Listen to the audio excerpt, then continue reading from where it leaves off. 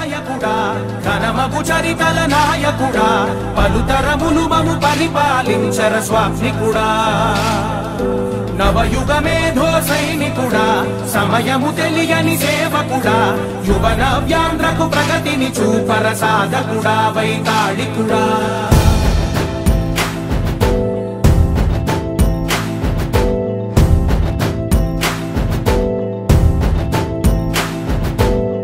ప్రతి ఇల్లు నిన్నే నిన్నే పిలిచింది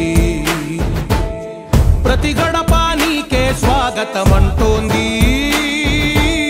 ప్రతి మనసు నువ్వే గెలవాలంటోంది పెద్ద కొడుకు నీవై తోడున్నావు చాలు జరుగుతుంది మాకు మేలు మేలు ఇంటి పెద్ద నీవై నిలిచి ఉంటే చాలు వెళ్ళి విలిసి పోవ రాష్ట్రమంతటా శాంతి క్రాంతి సంతోషాలు నాయకుడా నాయకుడా మళ్ళీ నువ్వే రావాలి నవ్యాంధ్ర పాలకుడై నువ్వే గెలవాలి నాయకుడా నాయకుడా మా తోడై నువ్వుండాలి మేమంతా నీ వెంటే ముందడుగెయ్యాలి ప్రతి ఊరు నీ పరిపాలన కోరింది ఓ ప్రతి వాడ నీకే మద్దతు పలికింది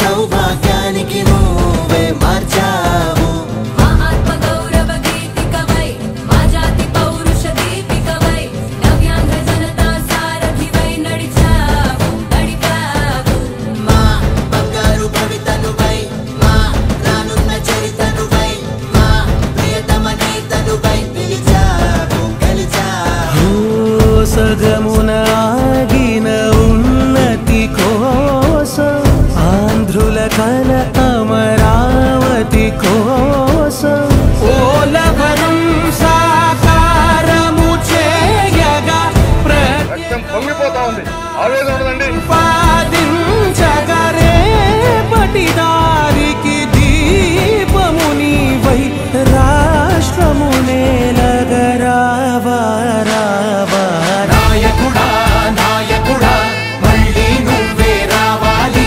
నవ్యాంధ్ర పాలకుడై నువ్వే గెలవాలి నాయకుడా నాయకుడా మా తోడై నువ్వుండాలి తీర్పుని మనం అందరం కూడా యావత్ భారతదేశం 1 ఆగస్టు 2024 తేదీన చూడడం జరిగింది.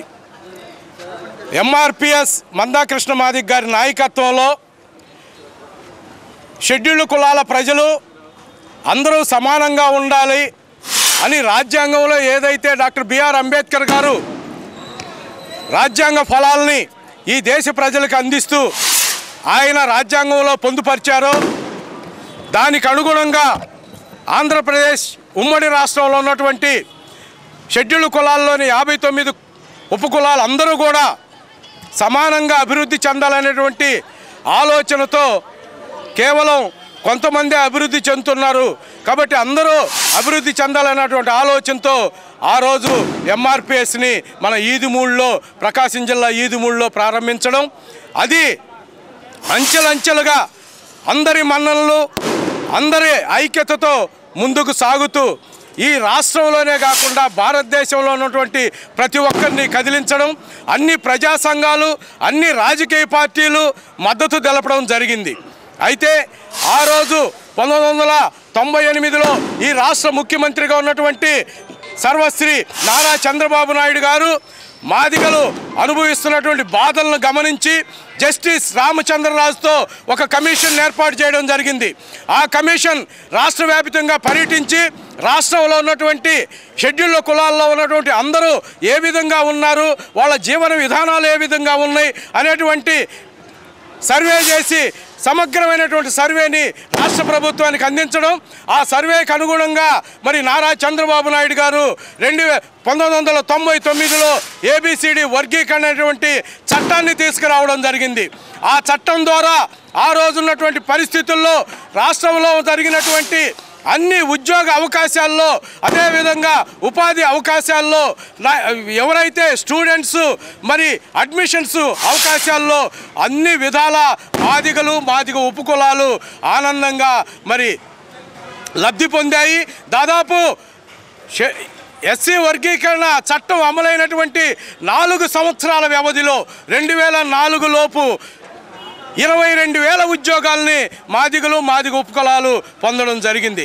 నిజంగా నారా చంద్రబాబు నాయుడు గారు ఆ రోజు మరి రిస్క్ తీసుకొని చట్టం చేయడం వల్లనే వర్గీకరణ అంశం ఈ రోజు వరకు లైవ్లో ఉంది. అది సుప్రీంకోర్టు పరిధిలోకి వెళ్ళింది. ఆ రోజు చంద్రబాబు నాయుడు గారు చేసినటువంటి చట్టాన్ని కొన్ని శక్తులు హైకోర్టులో అదేవిధంగా సుప్రీంకోర్టులో ఛాలెంజ్ చేసి కొట్టివేయించడం కూడా జరిగింది. అయితే నారా చంద్రబాబు నాయుడు గారు అలుపెరగకుండా వర్గీకరణకి మద్దతు ఇస్తూ ముందుకు పోయాడు. అదేవిధంగా వర్గీకరణ అంశాన్ని మరి ఎవరైతే కృష్ణమాదిగ నాయకత్వంలో మొత్తాన్ని ఈ దేశంలో ఉన్నటువంటి ప్రజలందరినీ కదిలించి చివరికి నరేంద్ర మోడీ గారి ఆశీస్సులతో ఆయన సుప్రీంకోర్టులో వ్యాజ్యం ఆడి మరి ఈరోజు ఒక చారిత్రాత్మకమైనటువంటి తీర్పు 7 రాజ్యాంగ ధర్మాసనం 7 జడ్జీలతో కూడినటువంటి రాజ్యాంగ ధర్మాసనం 6:1తో మరి దిగ్విజయంగా లబ్ధి చేకూర్చడం. వర్గీకరణ అంశం ఏదైతే 1999లో చట్టం చేశారో ఆంధ్రప్రదేశ్లో ఆ చట్టం చెల్లుబాటు అవుతుంది. 2004లో మరి కొట్టివేసినటువంటి దాన్ని తిరిగి అది చెల్లుబాటు అవుతుంది. అన్ని రాష్ట్రాలు షెడ్యూల్ కులాలు ఉన్నటువంటి ప్రజలందరినీ కూడా వర్గీకరించి వారి జీవన విధానాలని మెరుగుపరచవచ్చు అనేటువంటి చారిత్రాత్మకమైనటువంటి తీర్పుని సుప్రీంకోర్టు వారు ఇవ్వడం జరిగింది. ఈరోజు నిజంగా షెడ్యూల్ కులాల ప్రజలు అందరూ కూడా ఎంతో ఆనందంగా ఉన్నారు. మేము ఒక్కటే కోరుకుంటున్నాం, 2004 నుంచి ఈ 2024 వరకు అనేకమైనటువంటి సంక్షేమ పథకాలు అయితేనేమి, బిడ్డల భవిష్యత్తులు అయితేనేమి మనం కోల్పోయాం. అందరం కోల్పోయాం. షెడ్యూల్ కులాల ప్రజలందరూ కోల్పోయారు. ఇక్కడైనా ప్రతి ఒక్కరూ సహకరించి అందరూ తోడొచ్చి మనకు రావాల్సినటువంటి ఉమ్మడిగా ఉన్నటువంటి షెడ్యూల్ కులాల ప్రజల ఉమ్మడి ఏవైతే పథకాలు ఉన్నాయో వాటిని అన్నిటినీ సాధించుకోవడం కోసం ప్రతి ఒక్కరూ మరి తోడు రావాలి. అందరం కలిసి పోరాటం చేయాలి. ఈ ఏదైతే జడ్జిమెంట్ సుప్రీంకోర్టు జడ్జిమెంట్ని ప్రతి ఒక్కరూ ఆహ్వానించాలి. మరి ముఖ్యంగా మేము ఈ విజయాన్ని మేమేమి ఆనందంగా సంతోషంగా మేము వ్యక్తం చేసుకోవట్లేదు. ఎందుకంటే 20 సంవత్సరాలు కోల్పోయాం. అయినప్పటికీ కూడా ఇది కేవలం నారా చంద్రబాబు నాయుడు గారి పుణ్యం. ఆయన చేసిన చట్టం ఈరోజు చెల్లుబాటు అవుతుందని సుప్రీంకోర్టు తెలియజేసింది. కాబట్టి నారా చంద్రబాబు నాయుడు గారికి ఈ సందర్భంగా మేమందరం మాదిగలందరూ మాదిగ ఉపకులాలు అన్నీ కూడా మేమందరం కూడా ఆయనకి ధన్యవాదాలు నారా చంద్రబాబు నాయుడుకి తెలియజేస్తూ ఉన్నాం. కులాల వర్గీకరణ SC/ST వర్గీకరణ సుప్రీంకోర్టు తీర్పు ఇవ్వటం జరిగింది. ఆ తీర్పుని మేము SC/ST కులాలుగా మేము వెనకబడిన కులాలుగా మేము ఆ తీర్పుని మేము పూర్తిగా ఆహ్వానిస్తున్నాము. ఇది ఒక మాదిగ కులానికే కాదు, దళితులందరికీ కూడా దళితులు అంటే షెడ్యూల్ కులాల వారిలో 59 ఉపకులాలకు కూడా న్యాయం జరిగే విధంగా నారా చంద్రబాబు నాయుడు గారు ఆ రోజున నిర్ణయం తీసుకున్నారు. ఈ రోజున ఆయన చేసిందే కరెక్ట్ అని చెప్పని సుప్రీంకోర్టు తీర్పునివ్వడం జరిగింది. నారా చంద్రబాబు నాయుడు గారు ఆ రోజు కరెక్ట్గా చేశారు కాబట్టి ఈ రోజున సుప్రీంకోర్టు తీర్పునివ్వడం జరిగింది. మా మాదిగలందరం కానీ 50 షెడ్యూల్ కులాల్లో ఉన్న 59 కులాలు కూడా ఉపకులాలు కూడా ఆయనకి రుణపడి ఉంటామని చెప్పని ధన్యవాదాలు తెలియజేసుకుంటూ సెలవు తీసుకుంటున్నా.